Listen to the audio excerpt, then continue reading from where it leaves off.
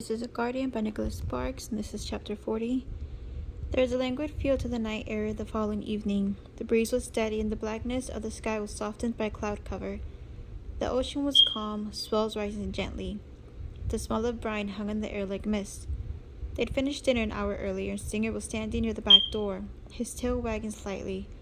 Julie crossed the room and opened the door for him, watching as he descended the steps and vanished into the shadows a moment later. She didn't like letting him out. Despite Mike's and Pete's presence, she felt safer when Singer was beside her. But he needed to roam, and night was the best time. She didn't mind letting him out early in the morning when no one was out, but during the day there were too many people around to let him wander without a leash. She had thought about going outside as well, with Pete and Mike, of course, thinking a bit of fresh air would do her good. But then she decided against it. No doubt Mike and Pete would have said no. No doubt Mike and Pete would have said no, even if she insisted. Still, it would have been nice, in theory anyway. Both Emma and Mabel had called her. Henry had called back later to talk to Mike. None of the phone calls had lasted more than a few minutes. None of them, it seemed, had anything much to say, except for Mabel, who had called after speaking with Andrea's parents. Late last night, Andrea had emerged from her coma, and though she was still disoriented, it appeared she was going to be okay. Jennifer was planning to talk to her in a couple of days. Jennifer Romanello had also called twice with updates. She had finally been able to find the private investigator who had been snooping into Julie's past, and after the usual grousing that he couldn't ethically divulge who had hired him, he'd knuckled under. He also offered a phone bill that confirmed a couple of calls to Richard's residence. But unfortunately, they still hadn't found any trace of Richard, Robert, whoever.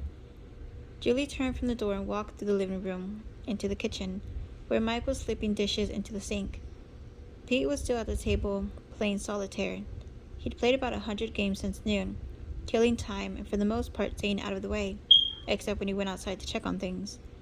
Perimeter secure had become his new favorite catchphrase. Julie slipped her arms around Mike, and he turned his head at her touch. Almost done, he said. Just a few more to wash. Where's Singer? Julie grabbed a towel and started to dry the plates. I let him out. Again? He's not used to being cooped up like this. He's still thinking about what Jennifer told us. Thinking about that, thinking about everything. What he did in the past, what he did to Andrea, where he is now. Why me? Whenever I heard about stalkers, there always seemed to be some twisted sort of logic to it, like people who chase movie stars, or ex-husbands or boyfriends, but we only went out a couple of times and we barely knew each other. So I keep thinking back and trying to figure out if it was something that I did that caused all this. He's just crazy, Mike said. I don't know that we'll ever understand it. From his vantage point near the dune, Richard watched Julie open the door and let Singer out. With the light glowing from behind her, she appeared like a descending angel. Richard found himself growing aroused by the thought of what was going to happen next. Yesterday, after he located them, he pulled his car into the driveway of a home that was plastered with realty signs, though many of the homes along the beach were still vacant this time of year. This one looked as if it had been unoccupied for a while. A quick check revealed an alarm system for the house, but not for the garage, and he'd worked his way through the simple lock with a screwdriver he'd found in the glove compartment of the Trans Am. From the trunk, he'd removed the tire iron. He'd slept on a dusty air mattress he'd found on the shelves, and in the storage area he'd found a small cooler. Though it had grown moldy, it suited his purpose, and he spent an hour that afternoon purchasing what he needed. Now, all he had to do was wait until Singer wandered down the beach. He knew Julie would let him out, as she'd done last night, and probably the night before. People under stress always fell back into habits and routines, as if hoping to maintain some semblance of order in the world. In the distance, he could no longer see Singer. Beside him were the 4 hamburgers he'd picked up from Island Deli, a place he'd found near the hardware store he'd visited that afternoon. They were still wrapped in foil, but he'd already unwrapped them once and crumbled the patties into pieces. Taking the hamburger with him, he began crawling through the grass toward the back steps of the home. I hate this damn game, Pete said. It's impossible to win. As Julie slipped the plate into the cupboard, she glanced toward the table. But the red 7 on the black 8. Pete Gandy blinked, still trying to see it. Where? The final column. Oh yeah, there it is. Lost in the game again, Pete kept his eyes focused downward. Mike washed the last dish and pulled the plug from the drain, then looked up at the window. With the kitchen light playing against the glass, all he could see was his own reflection. Outside, Richard unwrapped the foil and scattered the crumbled beef onto the steps that led over the dune and back to the house. He knew Singer would get there before Julie and Mike, so he wasn't worried about them spotting it. He wasn't sure how much Singer weighed, so he had mixed in as much of the bitter powder as he thought he could, while preserving the aroma of beef. He didn't want Singer to sniff it a couple of times, sense that it wasn't what it appeared to be, then ignore it. No, that wouldn't be any good at all. Singer had already bitten him once, and he didn't want to face those teeth again. Julie had stopped Singer the first time, but he was under no illusions that she would stop him again. More than that, there was something about the dog that bothered him. Something he couldn't quite put his finger on. Something not dog-like, for lack of a better word. All he knew was that as long as the dog was around, Julie would remain confused and resistant. He crept toward his hiding place again and settled in to wait.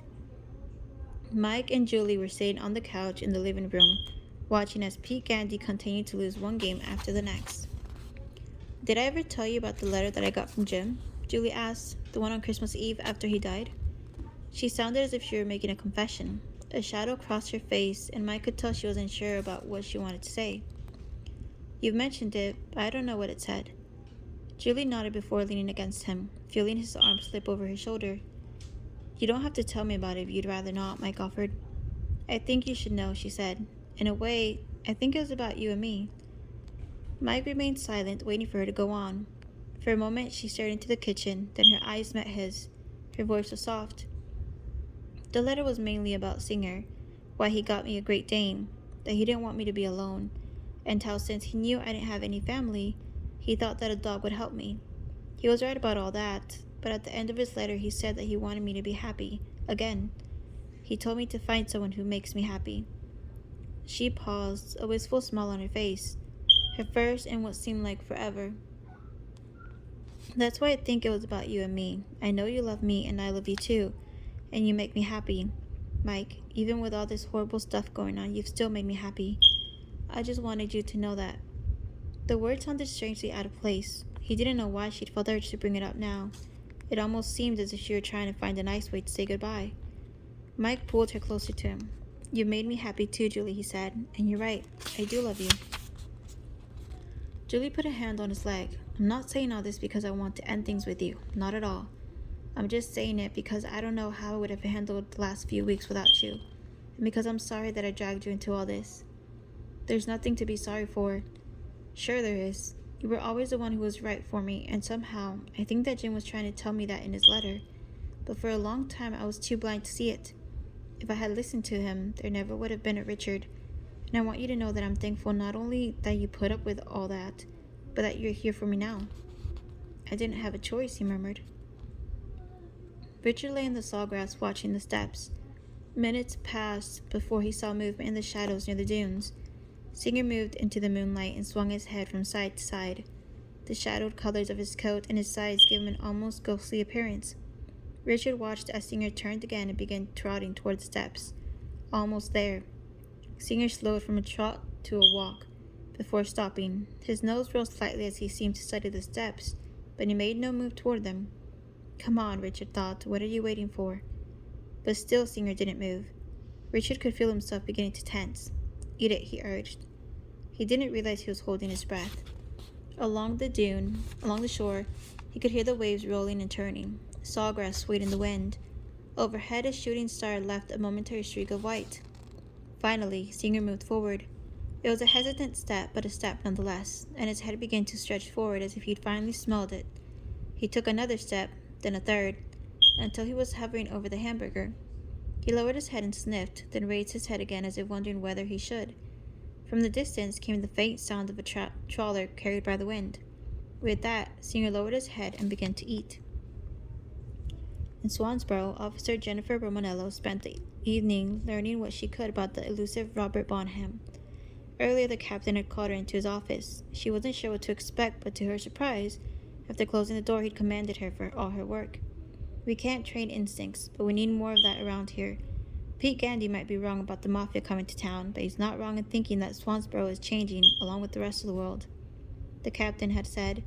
"I know we all want to believe this is a sleepy little town, and for the most part it is, but bad things happen in places like this too." Jennifer had known enough not to speak as the captain looked her over. "You knew this guy was bad from the start, and you've been You've done a heck of a job tracking down all the information, and especially in figuring out who he was. That was all you're doing." "Thank you, sir," she said. Then, lest she think he'd suddenly gone soft, he had dismissed her. His face had taken on an expression of impatience, as if wondering why she was still sitting in the office, and he'd motioned toward the door. "Now get back to work," he barked. "I still want to know what makes this guy tick. Maybe that'll help us catch him." "Yes, sir," she repeated, and when she left the office with the eyes of the other officers on her, it had taken everything she had not to break into a smile. Now, while following the captain's orders, she was still poring over the documents from Boston and calling people who'd known Robert Bonham. She heard Burris growing animated as he was speaking on the phone, and she looked up. He was nodding furiously and jotting down information. Then finally he hung up the phone. Standing up, he grabbed for the piece of paper and made his way toward her. "We just got a call," he said. "His car has been located in the parking lot at Onslow Hospital in Jacksonville. Is he still around there?" "Probably not. The guard is pretty sure the car has been there for a couple of days now. He goes through the lot every evening, jotting down license plates, and it's been in his book since the day you and Gandhi went to talk to him at his house. But because he was working, he didn't see the information on the news until yesterday, and didn't put two and two together until now. That explained why no one had found the car." "But no one has seen him?" "Not that we know of. The Jacksonville police showed the guard Robert Bonham's photograph, but he didn't recognize him. I'm heading out there now, though, to ask around. Maybe someone saw where he went. You want to come along?" Jennifer considered it. She wasn't getting anywhere with what she was doing, but she wasn't sure where it would lead. Sure, they might find someone who saw him leave the car, but what then? What they needed to know was where he was now. "No," she said. "I think I'll keep looking through the files. Maybe there's something that I missed." Though the drapes covered most of the windows, the dining room window was open, and Richard watched for shadows. Other than the sound of the waves, he could hear nothing. The air had become still, almost as if joining him in breathless anticipation. Julie would be heading for the back door soon. She usually didn't let Singer stay out for more than 20 minutes or so, and he wanted to see her face when she called for him. Staring toward the house, he allowed himself to hope that she would forgive him for what he had done. He would comfort her, but there would be time for that later. After all the ugliness was over, when it was just the two of them, the way it was supposed to be. Singer started up the steps into the back porch, then went down the beach again to pace in circles, his tongue hanging out. He started trotting as if trying to shake the pain from his belly. He had already begun to pant. Jennifer pored over the information on Jessica Franklin, wondering how he'd been able to find her. Had he tracked her using credit cards?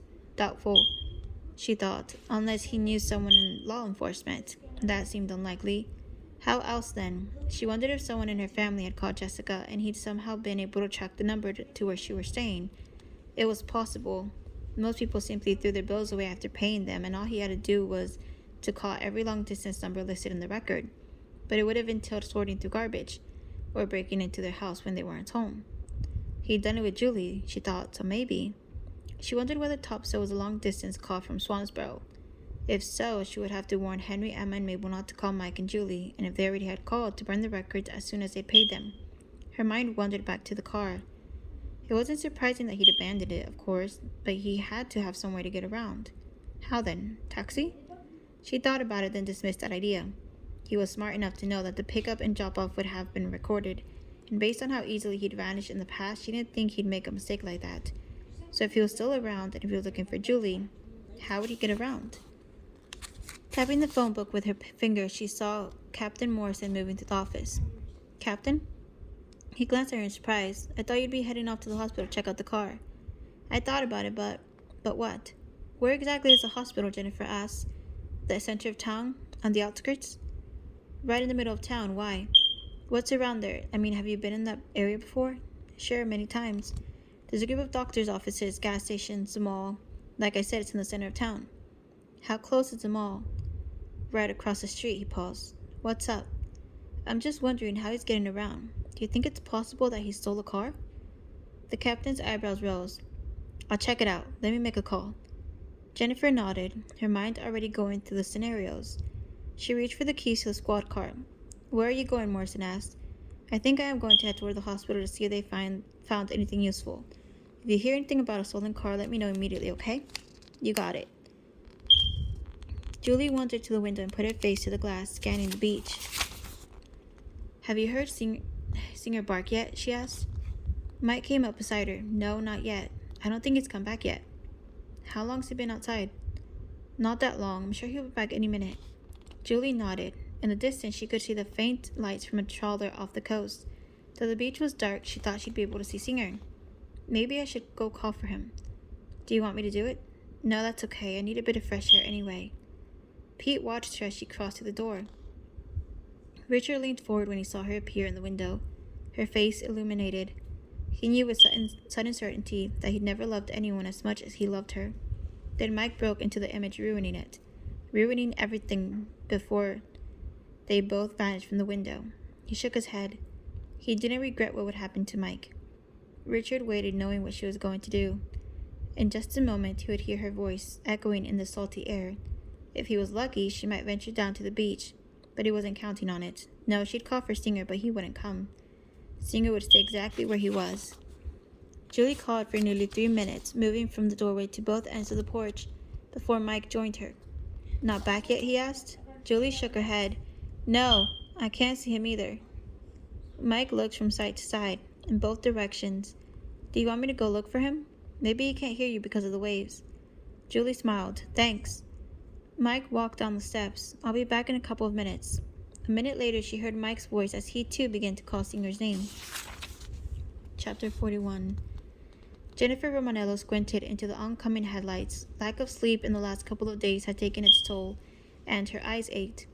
She was wondering whether to stop for a cup of coffee to help keep her awake when she heard the radio crackle to life. Recognizing the captain's voice, she reached for the mic. "Looks like we might have something," Morrison said. "I just got off with the department in Jacksonville, and they had a report of a stolen car from the mall parking lot on the same day Richard vanished. It's registered to a Shane Clinton, and he lives in Jacksonville." "Do you have an address?"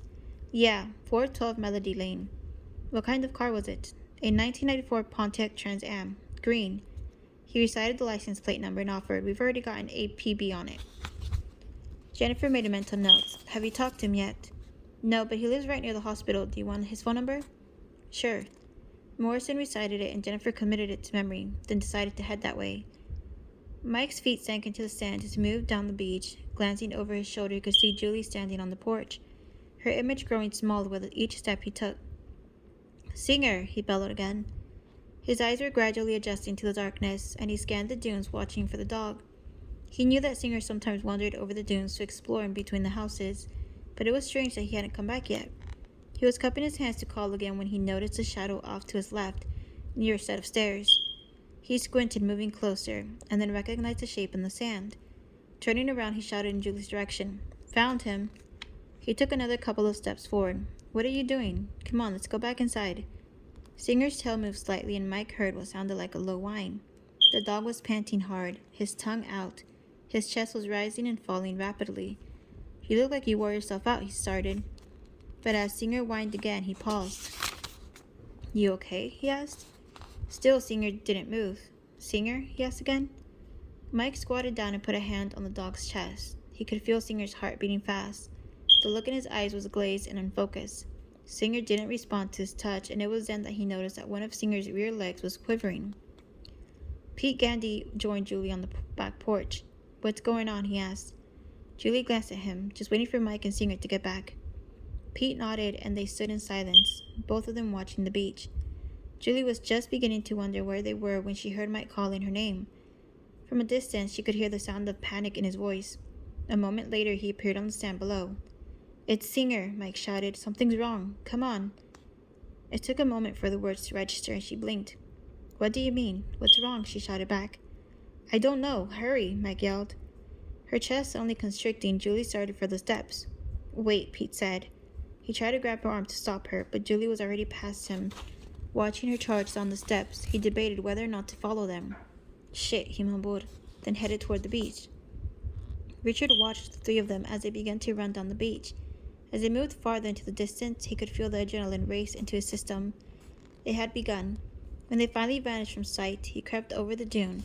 Staying low in the shadows, he moved toward the house, tire iron in hand. Breathing hard as she tried to keep up with Mike, Julie felt the pangs of panic begin to take hold. Behind her, she could hear Pete calling her name, pleading with her to return to the house. A A moment later, he saw where Mike was heading and saw Singer lying in the sand. Julie began to tremble as she ran towards Singer. By the time Pete reached her, both Julie and Mike were hovering over the dog. "What's going on?" Pete panted. "Singer, what's wrong, baby?" Julie crooned as she stroked the fur on his back. No response.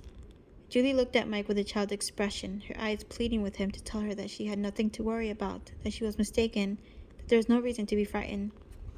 "Why isn't he moving?" Pete asked. "Mike?" she asked. "I don't know," he mumbled. "I just found him like this." "Maybe he's tired," Pete offered, but Mike's stare cut him short. "What's wrong with him?" Julie cried. "Help him." Mike gently lifted Singer's head from the sand. "Come on, boy, get up." Singer's neck was rigid and his panting intensified, as if the movement had hurt him. When he whimpered, Mike lowered his head.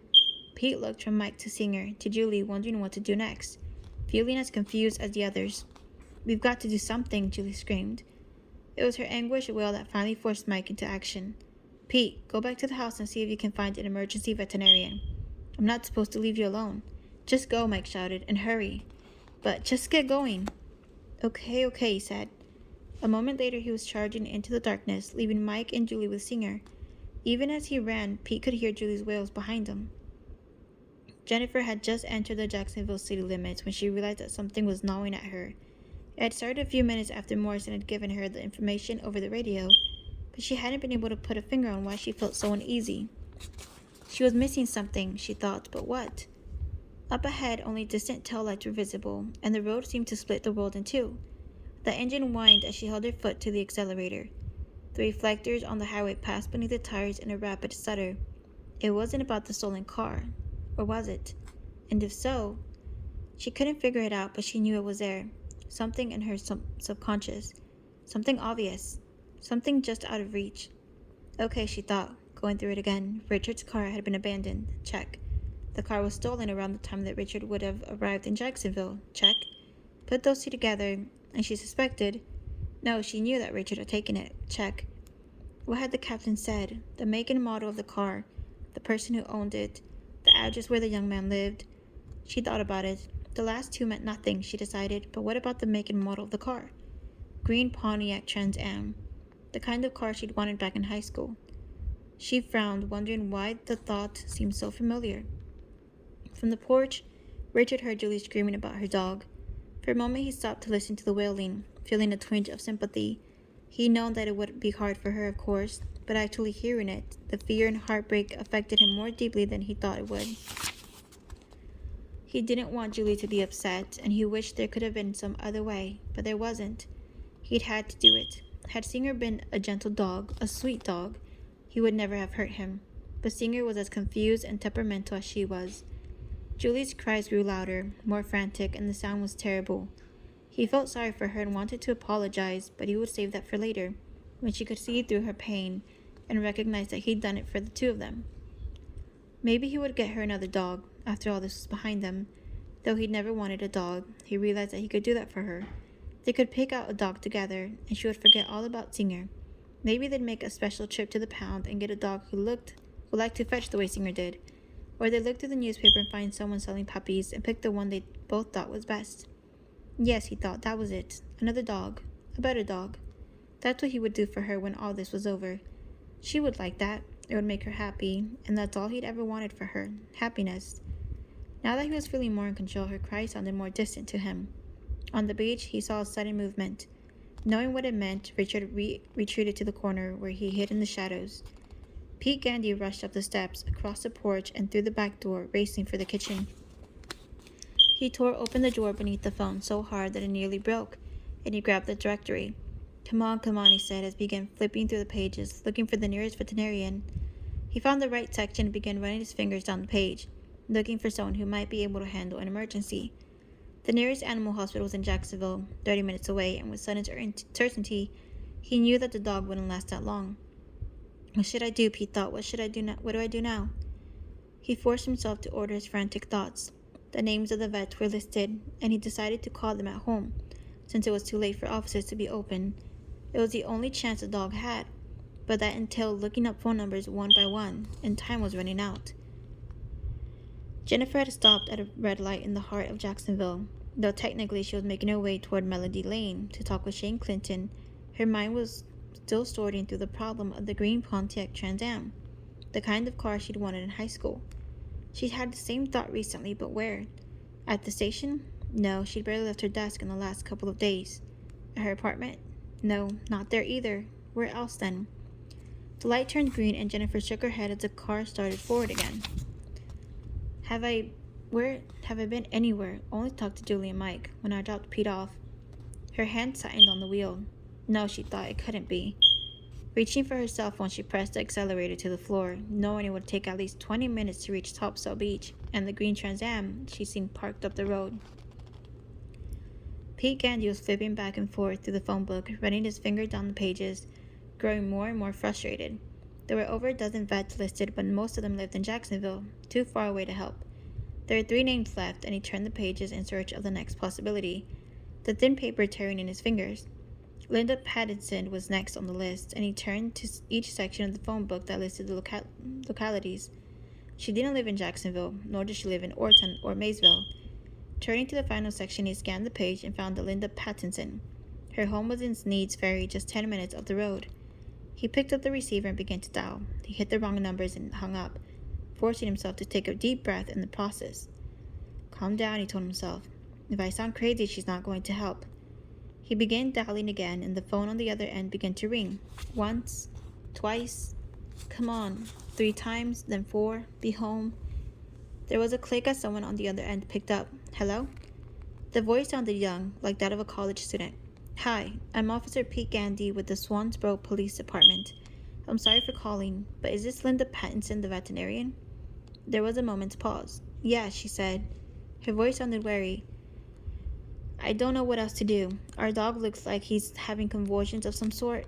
Well, there's an emergency vet clinic in Jacksonville. I know, but I don't think he'd make it that long. He's shaking all over and he's breathing really fast. His heart's going and he can't even lift his head. Pete went on describing Singer's condition as best he could, and when he finished, Linda Pattinson hesitated. Though relatively new in practice, she'd been out of school only a few years. She knew this was serious, not only from the panic in Pete's voice, but because of the symptoms he was describing. Has he eaten anything in the garage, like insecticide or poison of some sort? Not that I know of. He was fine just a while ago. What kind of dog is it? A Great Dane. Linda Pattinson hesitated. Is there any way you could get him into the car and bring him in? I can be in my office in 10 minutes. It's just down the street. I can find it. Seconds later, Pete hung up the phone and was already on the back porch, slamming the door closed behind him. He barely noticed the shadow as it moved toward him. Julie was stroking Singer lightly, her hands shaking. What's taking so long? She pleaded. What's he doing? Mike didn't answer, knowing she was talking more to herself than to him. Instead, he tried to reassure her. He's going to be okay, he whispered. Singer was panting harder now, his eyes wide. His tongue was in the sand, coated with granules. With every breath came a whimper. Hold on, baby, Julie pleaded. Please. Oh, God, please. On the porch, Pete Gandy wasn't sure what made him turn. The gentle scrape of shoe against wood, perhaps, or the nearly imperceptible shift of shadows thrown by the glowing yellow porch light. It wasn't simply intuition, Pete was sure. In that moment, he was thinking about poison and what it might mean. There wasn't room in his subconscious to process anything other than what he needed to do next. But he knew, even before he saw Richard, that someone was moving toward him, and he was already beginning to instinctively to duck when he felt something hard crash against his skull. There was a flash of instant pain, then a bright light in the corner of his eyes that faded suddenly to black. Maybe I should go check on Pete, Mike offered. See what's taking so long. Julie barely heard him, but she nodded, her lips pressed together. Mike turned and started back toward the house. Richard stared at the fallen figure of Pete Gandy. Gruesome business, yes, but necessary, and, in its own way, inevitable. Then, of course, there was the fact that Pete had a gun. Makes the rest so much easier, he thought. For a moment after removing the gun from the holster, he considered putting a bullet into Pete Gandy's head. Then he decided against it. He had nothing against Pete Gandy. He was just a guy doing his job. Richard turned and was heading for the stairs when he saw Mike coming up the beach toward the house. Glancing down at the body, he realized that Mike would see it immediately. His mind clicked through the problem, and he crouched down, waiting for Mike's heavy tread on the stairs. As Jennifer Romanello sped to the beach house, she kept dialing the number. First, the phone was busy. Now no one was answering. As the phone kept ringing and ringing, she couldn't escape the feeling that something had gone terribly wrong. She reached for the radio and called for backup, but even as she relayed her concerns, she knew that no one would reach the beach house before she got there.